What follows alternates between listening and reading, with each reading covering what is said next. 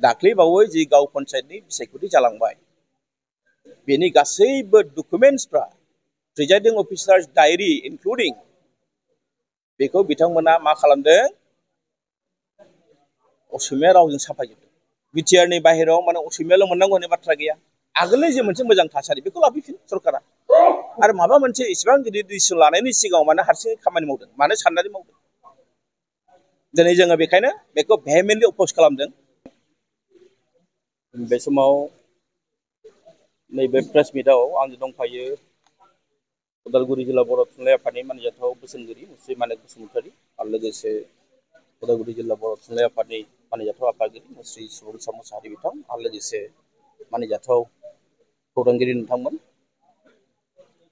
जोबोद गोजोननाय मोनदों दिनै नोंथांमोनखौ बहाय लोगो मोनदों आरो बे साना जोंनि मोनसे गोनांथार सान आरो बेनो जाहैबाय 18 मे आरो बे 18 मेआवनो जोंनि बर' थुनलाइ आफादा 1963 मायथाइयाव आसामनि एबा आसाम सरकारनिफ्राय जोङो माने बर' बिजोंजों फोरोंनो हानायनि बे गनायथिखौ जों मोनदोंमोन दिनै बे रावा गोबां जौगाबाय जों बयबो मिथिगौ जे बेयो थाखो 1 निफ्राय थाखो 12 सिम जों दिनै फोरोंनो हायो बेखौ जोङो दिनै सोलोंथाइ लानो हादों आरो गंब्रै इउनिभारसिटियाव दिनै बियो मोनसे बिफान हिसाबै गनायजादों दिल्लीयावबो दिनै दिल्ली इउनिभारसिटियाव बियो मोनसे आयदा महरै फोरोंजानो थांगासिनो दङ बिनि खामानिया जाबाय थादों दिनै बर' रावा भारत संबिजिरजों गनायजानाय मोनसे राव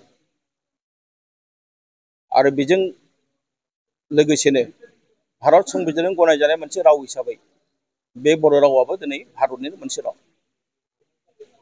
दिनै जोंहा साहित्य एकाडेमि गोबां बान्था मोननो हाबाय आरो बेखौ जों मोननो हादों जोंनि राव थुनलाइ जोंनि हारिमु जोंनि सिनायथिखौ लानानै आरो बेखायनो जों गोग्गानाय मोनो दा बाथ्राया फैदों मा दिनैनि दिनाव आसाम सरकारा जोङो बिथांमोनखौ सोंखारिनो लुबैयाखै जों सोंखारियाखै नाथाय बिथांमोनखौ जों गोसोखांहोनांगोन जे बिथांमोननि मावनाय दांनाया दिनै बर' रावखौ बर' बिजोंखौ मा खालामनो नागिरदों बेखौ जों बिथांमोननो मिथिहोनांगोन आरो जों बिथांमोनाव जोङो सोंनांगोन बिथांमोना दाख्लै बावै मोनसे आसामनि मानिजाथाव माने रायजो बेंगिरि बिथांनि गेजेरजों मोनसे अर्डार बिथांमोना इसु खालामदों आरो बे अर्डारनि गेजेरजों बिथांमोना बुंनो नागिरदों जे बर' रावा बर' बिजोङा माने बिटिआरआवल' थागोन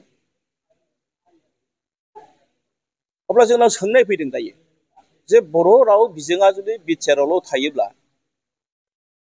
बर'फ्राथ' बिटिआरआवल' गैया जोंहाथ' लाख लाख बर' फिसाफ्रा दिनै बिटिआरनि बाहेरायावबो सोलोंथाइ लागासिनो दङ बिटिआरनि बाहेरायावबो दिनै जोंहा बर' राव बुंग्रा दङ बिसोरनि अबस्थाया मा जागोन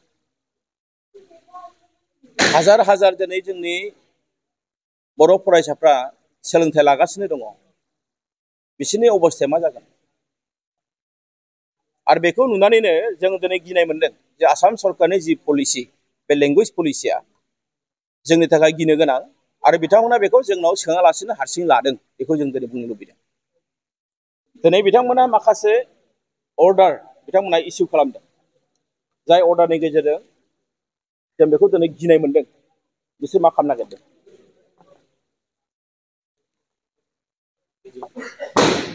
बिथांमोना मा खालामनो नागिरदों जोङो गिनाय मोनदों सरकारनि खामानिखौ बेवहाय मोनसे लिरनाय दङ बेयाव मोनसे लिरदों बिथांमोना सोर लिरदों सोरनि अर्डाराव फैदों आं बेखौ बुङा बे समाव बिथांमोना नुबानो मिथिखागोन The proficiency will be ascertained throughout Assam for Assamese language.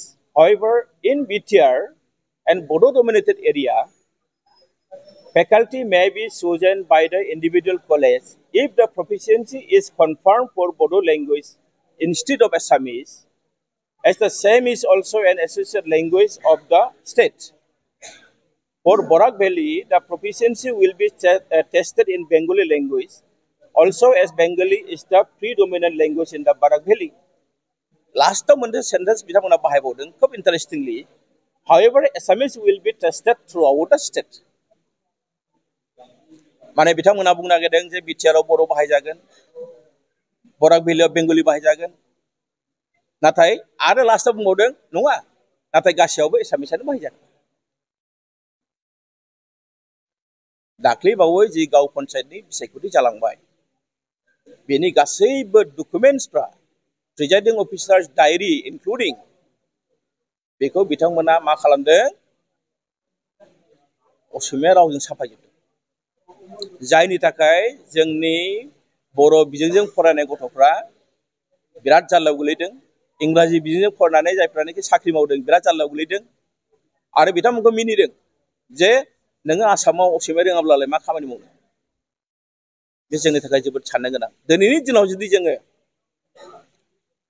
रायजोपालनि अर्डारखौ लानानै जुदि बिटिआर आवबो जुदि जों बुङोबा जे बिटिआरनि गासैबो अर्डारफ्रा बर'आव खारनांगौ, बर'जों जानांगौ होनब्ला गाबोननो जोंनि गेजेराव मोनसे केअसनि मोनसे थासारि फैगोन। जों बेखौ लुबैयाखै।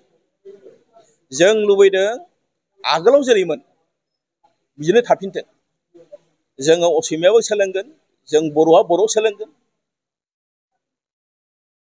बिटिआर आवल' माने बर'आ मोनथारनांगौ होननाय बाथ्रा गैया, बिटिआरनि बाहेरायाव माने असमियाल' मोननांगौ होननाय बाथ्रा गैया।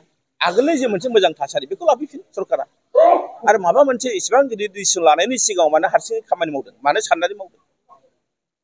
दिनै जोङो बेखायनो बेखौ भेहेमेन्टलि अप'ज खालामदों। आसामनि रायजो बेंगिरिया जि मोनसे अर्डार इस्यु खालामदों बेखौ बर' थुनलाइ आफादा जोङो भेहेमेन्टलि जों बेखौ अप'ज खालामदों आरो बेखौ उथायनांगौ होननानै बर' थुनलाइ आफादा दिनै जों दाबि खालामदों। दिनैनि बे गोथार सानाव, बे 18 मे सानाव, बे सानखौ फालिनायजों लोगोसे जाहाथे सरकारा सांग्रां जायो। आरो मोनसे खोथाखौ जों दिनै बुंगोन, बर' थुनलाइ आफादा जोङो कमप्रमाइज खालामा। जोङो नायथ'दोंमोन गेजेराव, जिहेतु पाकिस्तानजों आरो भारतजों जि मोनसे थासारि फैदों बेखायनो जों सिरि थादों। नाथाय जोङो दिनै सरकारनो बे बाथ्राखौ गोसोखांहोबाय, जों दिनै मिथिहोबाय जे आसाम सरकारनि बे एक पक्ष जि मोनसे डिसिसन, बे डिसिसना मोजां जायाखै, बिथांमोना बेखौ उथायनांगौ। नोंथांमोना मोननैसो बाथ्राखौ आरो मिथिबावगोन जे 4 लेंगुवेज फर्मुलानि बाथ्रा बिथांमोना बुंदों, बेखौबो जों मानिया। जुडिशियेल सार्भिसाव इन्टारभिउ लायो, बेवहाय मा खालामो जे बेयो बर' होननानै मिथिनाय लोगो लोगो बेखौ असमिया लिरनो होयो। असमिया लिरनो हायाबाथाय बे केन्सेल जाबाय। इंलिश मिडियाम गथ', बर' मिडियामनि गथ'आ बोरैहाय लिरनो हागोन असमियाखौ? बे जोबोद मोनसे जोंनि थाखाय साननो गोनां बाथ्रा। बेखायनो दिनै स्पष्ट बाथ्रा, सरकारा बे बेलायाव सान्थि नांगौ। सरकारनि जि खामानि दामानि गासैबो हारिखौ लानानै मावनांगौ। सरकारा गावनि जि राजधर्म बेखौ फालन खालामाखै। जों नुनायाव बिथांमोना सोरबा जातीयताबादी हान्जानि एजेन्टखौसो बिथांमोना मावनो थाखाय आवगायबोदों। बे दुखु गोनां खोथा। बेखौ बर' थुनलाइ आफादल' नङा, जों गासैबो बेखौ बुंनांगौ। आसाम सरकारनि बे जि मोनसे पलिसि, बे पलिसिया जोबोद दुखु गोनां बाथ्रा। आरो बेजों लोगोसे नोंथांमोना नाय जे बर' बिजोंनि जेब्लानाखि फरायसालिखौ जोङो बुङो जे प्रभिन्सियेलाइज खालामनांगौ बिटिआरनि एकर्डनि गेजेरजों। बिटिआरनि सिङावथ' ओरैबायदि जाहैबाय जे बर'जों लोगोसे एसामिसआबो थांफागोन। आसाम सरकारा बिनाय मथे जि मोनसे बाजेट एप्लिकेसन बेखौबो होबाय जोङो।